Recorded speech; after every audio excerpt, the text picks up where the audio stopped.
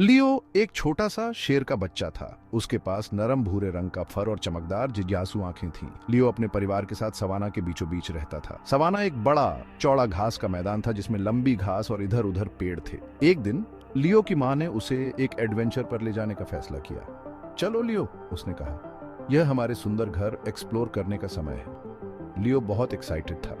वह पहले कभी इतने बड़े एडवेंचर पर नहीं गया था। लियो अपनी माँ के पीछे पीछे चला। उसने चौड़ी आंखों से सब कुछ देखा। उसने लंबी जिराफ को पत्तियों पर मजे से खाते हुए और जेब्रा को उनकी धारियों के साथ लंबी घास के बीच दौड़ते हुए देखा। जैसे ही वे चले, लियो की माँ ने उसे सवाना के विभिन्न जानवरों और पौधों के बारे में सिखाया। लियो ने ध्यान से सुना, अपनी दुनिया के बारे में जानने के लिए उत्सुक। सूरज आसमान में ऊपर चढ़ गया। हवा गर्म हो गई। लियो और उसकी माँ ने विशाल सवाना में अपनी यात्रा जारी रखी।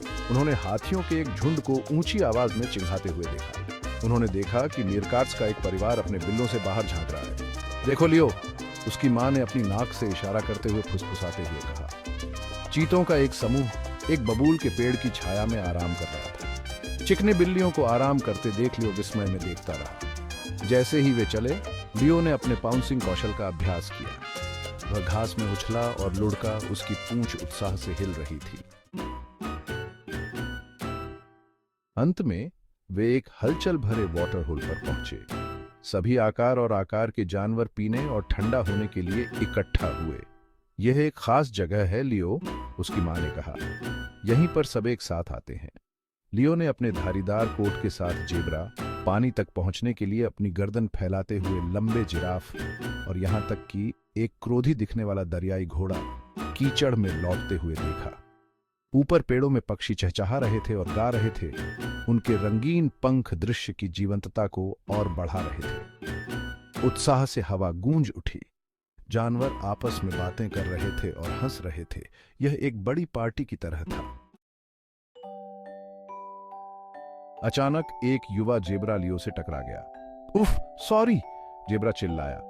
मैं मैक्स हूं, खेलना चाहते हैं? लियो पहले तो थोड़ा शर्मीला था, लेकिन मैक्स की दोस्ताना मुस्कान ने उसे बेहतर महसूस कराया। हाय मैक्स, लियो ने कहा, मैं लियो हूं। लियो और मैक्स वाटर होल के पास दौड़े और खेले।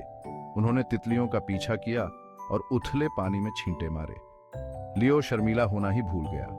उसे बहुत मजा आ रहा था। लियो की मां उन्हें मुस्कुराते हुए देख रही थी। वह खुश थी कि लियो ने एक नया दोस्त बनाया था। भाग 5, नदी के किनारे एडवेंचर्स। जैसे जैसे दिन चढ़ता गया, लियो और मैक्स ने पास की एक नदी का पता लगाने का फैसला किया। पानी धीरे धीरे बह रहा था, धूप में चमक रहा था। देखते हैं सबसे बड़ी मछली कौन ढूंढ सकता है, मैक्स ने चुनौती दी। लियो और मैक्स ने साफ पानी में झांका। उन्होंने चट्टानों के बीच रंगीन मछलियों को तेजी से तैरते देखा। उन्होंने रेतीले किनारे पर एक आलसी मगरमच्छ को भी धूप सेंकते हुए देखा। वाह, वो देखो, लियो ने मगरमच्छ की ओर इशारा करते हुए कहा। लियो और मैक्स ने दूरी बनाए रखी। वे जानते थे कि मगरमच्छों के साथ खिलवाड़ नहीं करना चाहिए। भाग 6, ऊंची चढ़ाई। नदी के किनारे अपने एडवेंचर के बाद लियो और मैक्स ने अपने चढ़ाई कौशल का अभ्यास करने का फैसला किया। उन्हें सवाना के ऊपर एक चट्टानी आउटक्रॉप मिला। मैं शर्त लगाता हूं कि मैं पहले ऊपर चढ़ सकता हूं, लियो ने शरारत से अपनी आंखें चमकाते हुए कहा। लियो और मैक्स चट्टानों पर चढ़ गए। उन्होंने मुश्किल हिस्सों में एक दूसरे की मदद की। अंत में वे ऊपर पहुंचे, हाँफते हुए और सांस फूलते हुए। ऊपर से नजारा अद्भुत था। वे अपने सामने फैले पूरे सवाना को देख सकते थे। भाग 7, डूबते सूरज के नीचे दावत। जैसे ही सूरज डूबने लगा, आसमान को नारंगी और गुलाबी रंग में रंग दिया। जानवर अपने शाम के भोजन के लिए इकट्ठा होने लगे। लियो और मैक्स वापस वाटर होल पर आ गए। लियो की मां उसकी प्रतीक्षा कर रही थी। उसने एक हिरण का शिकार किया था और उन्होंने भोजन मैक्स और उसके परिवार के साथ साझा किया। सितारे ऊपर टिमटिमा रहे थे क्योंकि लियो अपनी मां के पास आ गया था। वह थका हुआ था, लेकिन एडवेंचर के दिन के बाद खुश था। उसने इतनी सारी अद्भुत चीजें देखी थीं, एक नया दोस्त बनाया था और सवाना पर अपने घर के बारे में बहुत कुछ सीखा था। भाग 8, हर दिन एक नया एडवेंचर। मुझे एडवेंचर पर ले जाने के लिए धन्यवाद, मां, लियो फुसफुसाया।